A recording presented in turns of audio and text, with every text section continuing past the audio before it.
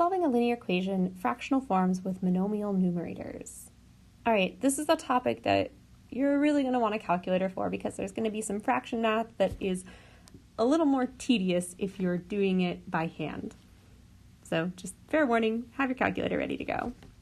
So let's look at this. We have 5x over 6 minus 2 is equal to 7x over 10. Here is the trick. If you have 5x over 6, this is the same thing as 5/6 x. It's the same as 5/6 x. If you have x over 6, this is the same thing as 1/6 x. This is nice when you're going to rewrite your expression because we can look at it as just being fractional coefficients and it goes by a little faster. So I'm going to rewrite this as 5/6 x minus 2 is equal to 7 over 10 x. I'm going to draw my wall. If you haven't seen my videos before, I put a line underneath my equal sign so you can tell where each side of the equal sign is and make sure you're doing the same thing to both sides.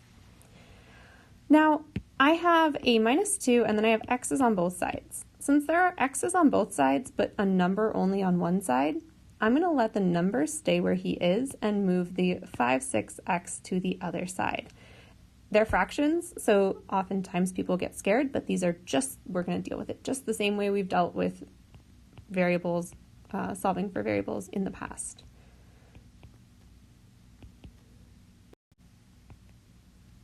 So these 5/6 x are going to cancel. We have this negative 2 equals, and then we're doing 7/10 minus 5/6. It's really easiest if you just do this in a calculator. That's what I'm going to go ahead and do. You can do it by hand, but I mean, why if you don't have to? This will give you negative 2 over 15. So 7/10 x minus 5/6 x is negative 2 over 15 x. Now, from here, it might be helpful to write this as, let me go ahead and put this up here, the negative 2 over 15 x part first. You can always flippy-flop your sides of the equal, so it's the same thing. To get rid of a fractional coefficient, you want to multiply both sides by its reciprocal. So the reciprocal of negative 2 over 15 would be 15 over negative 2. So I will multiply by 15 over negative 2 on both sides. The reason that this works is that we would get the 15s to cancel and the negative 2s to cancel, which would leave us just with an x. Negative 2 times 15 over negative 2 will leave us with positive 15. So our answer here is x equals 15. If we wanted to be sure of this, we could go ahead and check our answer by plugging it back into the original equation. So instead of x, I'm going to put 15. So we have 5 times 15 over 6 minus 2 equals 7 times 15 over 10.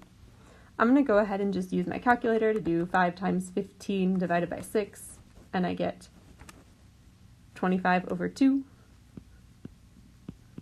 minus 2. 7 times 15 divided by 10 gives me 21 over 2.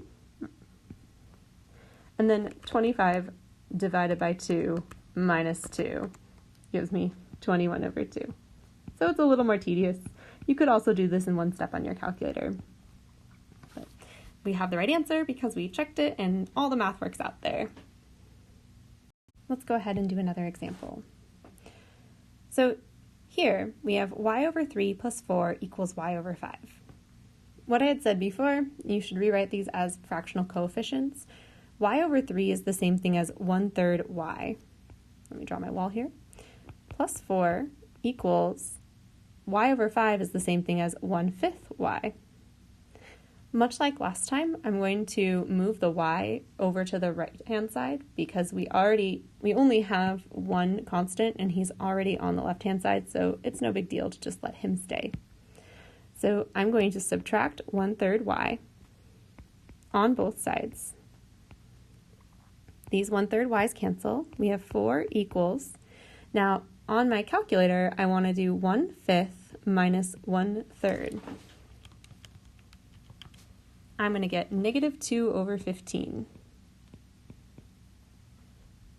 So 1/5 y minus 1/3 y is -2/15 y, which conveniently was also what we got over here. Interesting. I just pulled these problems off of Alex, so that's fun. All right, I'm going to rewrite this as -2/15 y equals 4. To get y by itself, I am multiplying both sides by the reciprocal of its coefficient, so 15 divided by -2. That means the 15's cancel, the -2's cancel, and you're left with y equals 4 times 15 over -2. So I'm going to do it in my head. 4 times 15 is 60. 60 divided by -2 is -30. So we get y equal to -30 as a final answer. Let's do one last example. U over 2 minus 9u over 4 equals u over 8. This one's a little bit weird, all right? This one's a little weird. We're going to start like we started before. We're going to rewrite these as fractional coefficients. So the u over 2 turns to a 1/2 u. -9u over 4 turns to -9/4 u, and the u over 8 turns into a 1/8 u. So there are no constants at all here. And normally the idea is to get it so that it's like variables equal constants or vice versa, right? But we don't have any constants, but we still need the variables to be on one side. So we're going to go ahead and simplify because we can simplify these two terms. And then we're going to have to move this guy right here to the other side. And there's going to be nothing left on the right-hand side. It's a little weird, but it's going to be fine. So on my calculator, I'm doing 1/2 minus 9/4 to combine together those two like terms. So 1/2 minus 9/4 gives me -7/4. So I have -7/4 u equals 1/8 u. And again, we want our variables on one side only, so I'm going to subtract 1/8 u on both sides. That will cancel over here. On my calculator, I'm going to do -7/4 minus 1/8. -7/4 minus 1/8. That's going to give me -15/8. So I have -15/8 u is equal to 0. There is nothing left. I can't pull anything down. I have nothing left there. From here, I want to multiply both sides by the reciprocal of the fractional coefficient. So the reciprocal here is going to be 8 over -15. The 8's cancel, the -15's cancel. But 0 times anything is going to simply be 0. So we now have u is equal to 0, and that's your final answer. It's a weird problem, but it's totally fine. Just if you have no constants, move all the variables to one side and deal with it from there. Other than that, just remember you can always make these monomials over a number. So a monomial, by the way, the reason they're using the word monomial is just this 9u part. So 9u is a monomial because it's only one piece. There's not like two pieces up top. You can always make this into fractional coefficients, and it's a lot easier to deal with because we have our calculators to do it. All right, well, make sure you're using your calculator to its fullest, and make sure you're doing your best. You got this. Keep believing in yourself.